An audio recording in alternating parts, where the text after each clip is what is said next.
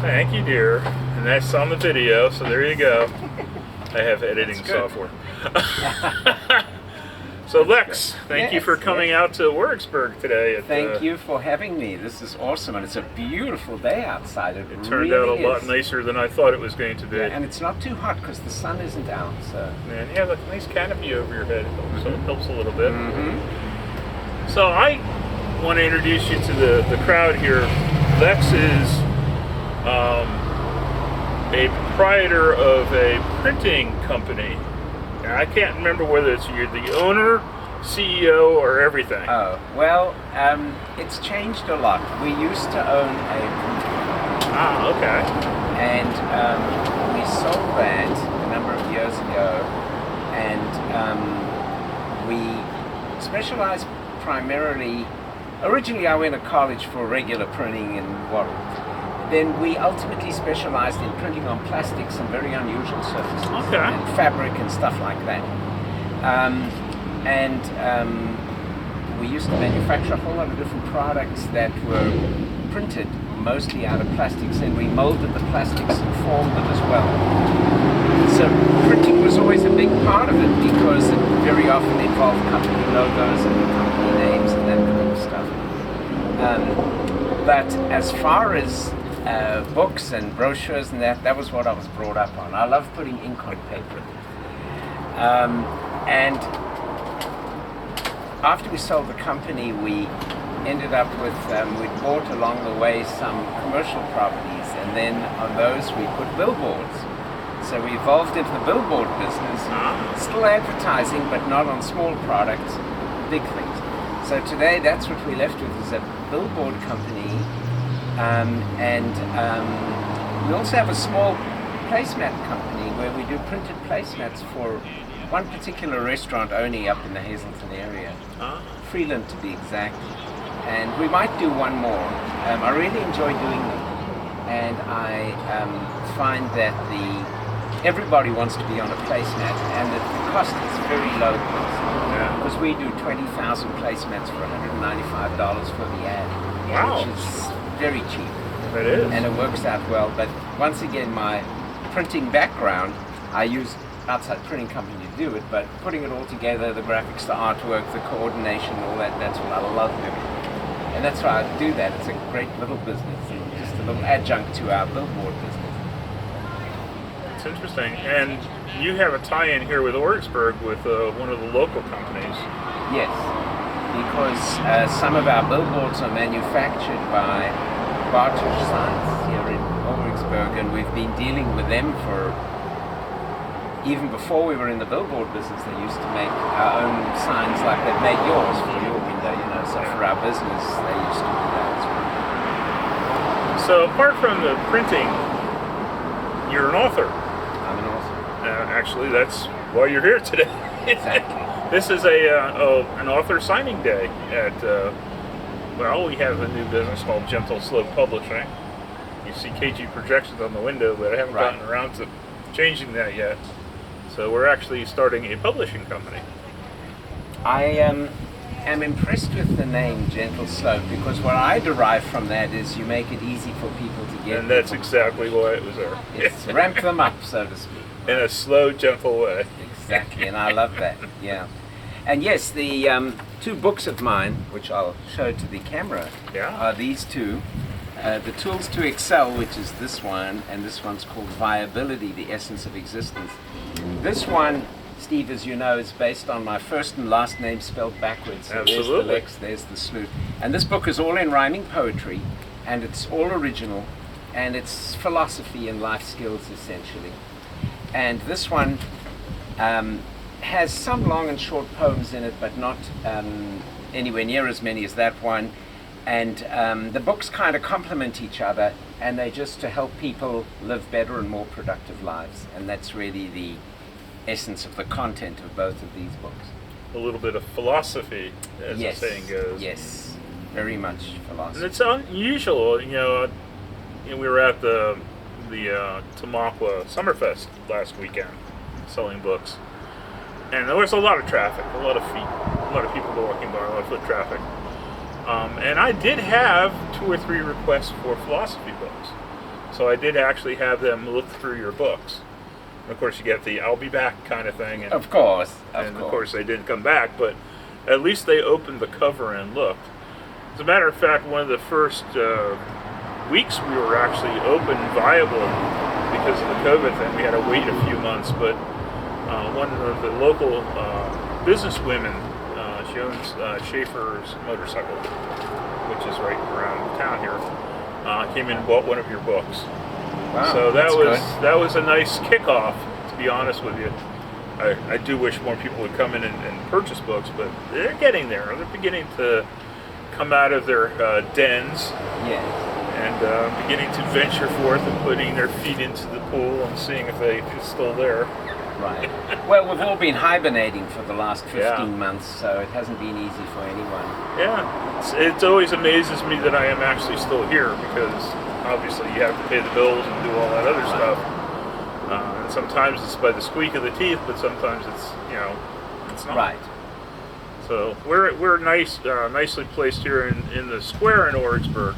Yes, very much on Market Street, and right across the way is a restaurant, and hopefully people will walk by and talk to us, or talk to Lex, because I'm going to duck out here in a minute, and hopefully he'll be able to sell a few of his books and meet some of the people. Well, the interesting thing about the content of my books is, for many years I've given a lot of talks and lectures at colleges and universities and high schools and so on. And I have a 5-hour-long seminar kind of thing, all planned, and I have the workbook for that done, etc. And it's based on these two, and it's primarily a lot of the topics I've been teaching to students, and I'm looking forward to getting that started, because I think that will be another way to get one's name out there and get books sold and so on, if you can do seminars and lectures and things like that. But I'm not totally hung up on doing that. I love doing it, but I'm not sure how involved I really want to get or how far I want to travel doing that. So time will tell. Maybe it will become something very motivating and I'll really want to do it, or maybe I'll just do it every now and again. And time is the issue, of course, because you only have so much time. Right. To spend. So tell us about some of your hobbies. I know you like tickling the ivories, as the saying goes. I do, and as I've been telling you, Steve, I'm a classically trained pianist since I was 6 years old, and have learned for many, many years, and these days teach myself. The advantage of being able to teach yourself these days is you've got YouTube, so you can hear all these famous pianists and their styles and how they play it, and you learn from each one, and I find that is extremely useful to learning new pieces. Now, do you play by ear, or do you play by? No, I play from music. I'm kind of monkey see, monkey do. I'm not a great improviser. Okay. And while I can and do play some popular music and a little bit of jazz and that, it's mostly classical. Hello, how are you? Hello, how are you? Hi. So it's mostly classical piano that I play, and it's some of it's very complicated, and sometimes I torture myself, but I do love it, and it brings me great joy, and it's just adds more balance to one's life. Yeah. Alrighty, so I appreciate it. I know I wanted to pick your brains about the printing thing, but I didn't realize that you didn't do the printing Yeah, I anymore. mean, you can pick my brain about a lot of technical stuff on that, but printing, we don't actually do. No. Yeah. So our group, we actually belong, both of us do, actually all three of us, because Deb's behind the camera, belong to the Black Diamond Writers Network, which is based in Tamaqua, and we have basically 20 local authors, some of them who have their books here, like Lex does, in our shop. And most of them are not published by a publishing house. You know, it's very difficult in my experience to get the attention of a publishing house. It's even difficult to find a literary agent, because there are none around here. I've done extensive research and there's like nobody anywhere nearby. So people who have storylines and are itching to get a book together have a problem. By coming to the Black Diamond Writers Network, they can at least expose their ideas to the writer group and get some feedback, which is very valuable if you're a writer. So we do some critiquing and things like that. Our next meeting, by the way, is July 17th at the Tamaka Library at 10 o'clock. So all those who are listening here who might want to come, and this will be on a YouTube channel when we're done with it, are welcome to show up. The first 3 meetings are free, and the yearly cost to be part of our association is a whacking $20 a year. So put your pennies aside, boys and girls. You can do it. That's right. But the thing about the writers group is there's lots of people who self-publish. As do I. We all do. Yeah, pretty Otherwise- much, yeah. Every time we self-publish, it costs us money, but what can we do? That's true, and I have 14 books to prove it. That's right. Exactly. But there is a mechanism out there that you can do it relatively inexpensively. You know, you hear about the vanity presses like Dorrance and people like that charge $3,000 to $5,000 to even look at you, much less help you. We have mechanisms that will allow you to get your books out there fairly inexpensively. We use Kindle publishing, as a matter of fact. So all you need to do is know how to format, which some people have a difficult time with, and our company here at Gentle Sloot Publishing actually will help with that. We charge a whole whacking $1 a page, so we're not very expensive. But we can help you get it formatted so that the Kindle publishing will accept it, and then they can move along and get your books out there, and away you go.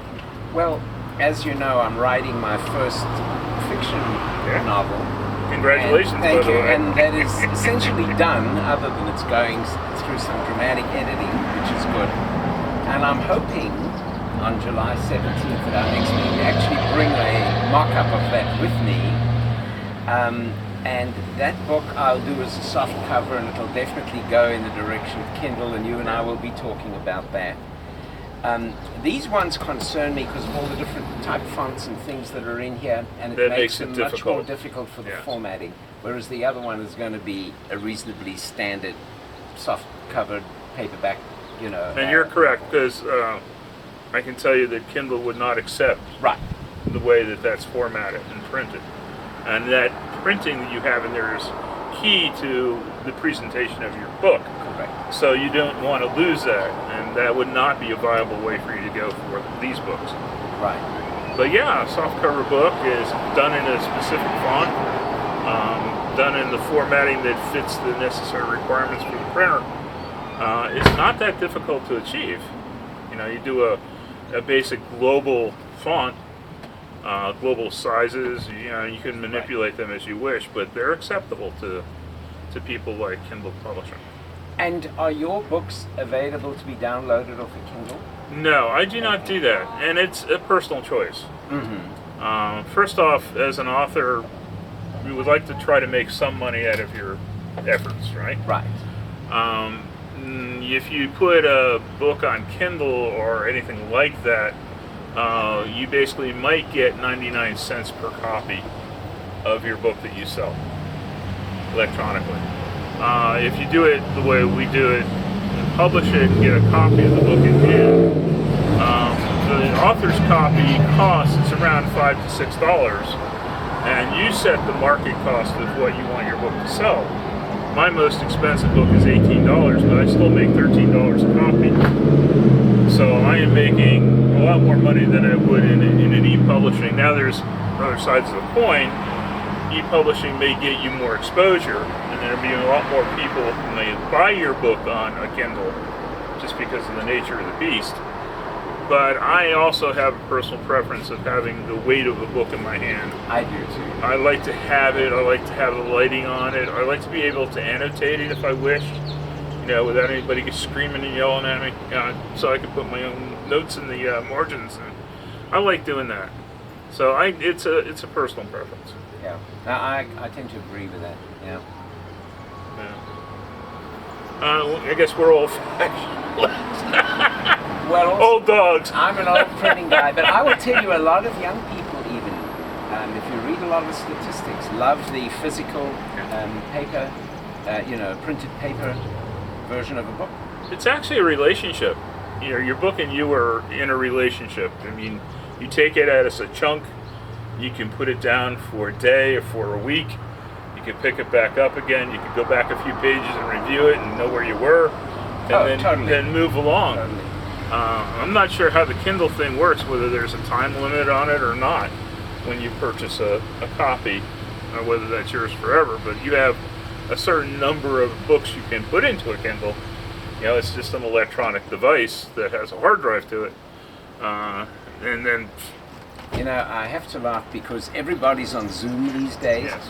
And even on TV, they're interviewing people in their homes. Yeah. And a lot of these people they're interviewing on TV are well-known people, and they all have a bookcase behind them with Yes, a they million do. books, and it's impressive. Can you imagine if they had like a Kindle one and empty bookshelves?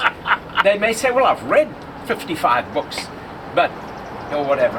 Yeah, it doesn't present It itself. doesn't present itself, and it's exactly what you're saying, is there's something to be said for the physical book. Even in those kind of scenarios, these people, to have a bookcase behind them empty makes them look stupid, even though they're probably smarter than everybody else. Who knows? Who knows? And other scenarios, like if you're out on a picnic and you have a blanket out. Right. Okay, if you put a book in your hand and you fall asleep with the book and you roll over on it, it's rolling on a book. If you have a Kindle in your hand and you roll over on it, it's cracked screen time. So there are differences. The same thing with reading at night. You may fall asleep with a book in your hand. I've done that many times. Oh yeah. Oh yeah. How we doing over there, camera person? Okay. I was kind of hoping you were still in the printing business because I wanted to talk to you about developing a relationship between publishing and printing. Right now, where people only have the choice of Kindle, but when you say publishing and printing, who prints your books for you? A local printer? no, Kindle does. Oh, you mean these are digitally printed?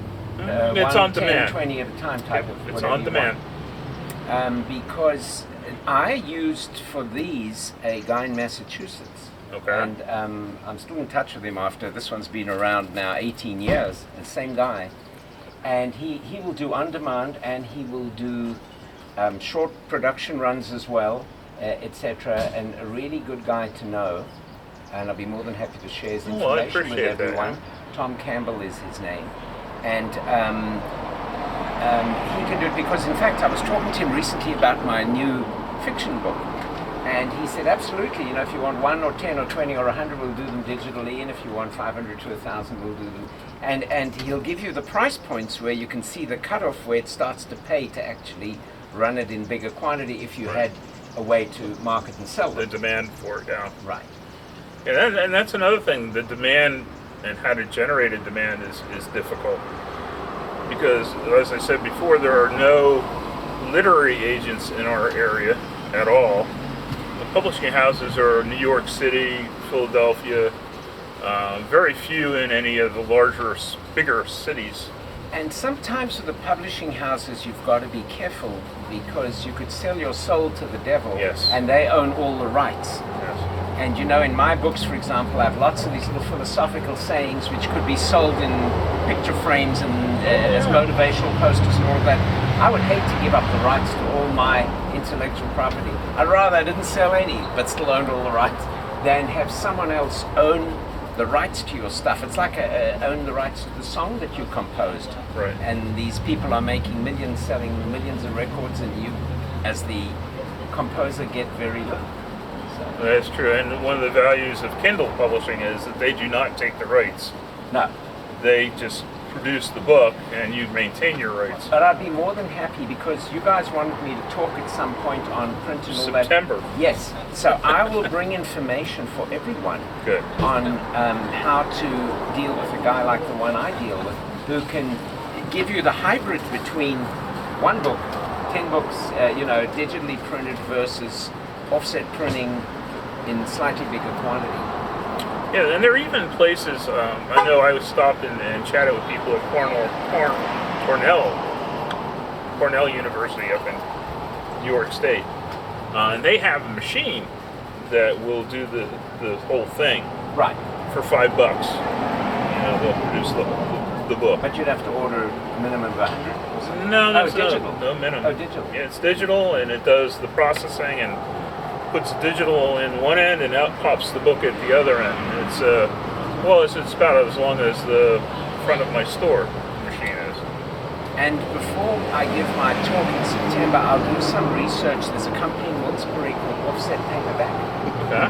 And I'll find out, I've actually been to their plant for a different reason a few years ago. But I will find out what services they provide. They don't do hardcover. Yeah. They'll do soft, but soft is what most Everybody of us want does, anyway for the kinds of books we're doing. Yeah. And they may well be another local, nearby And that is, you alternative. could actually reach out and touch those folks, Yes. which is important when you're a small guy or gal. Right. You trying want to figure go this and out.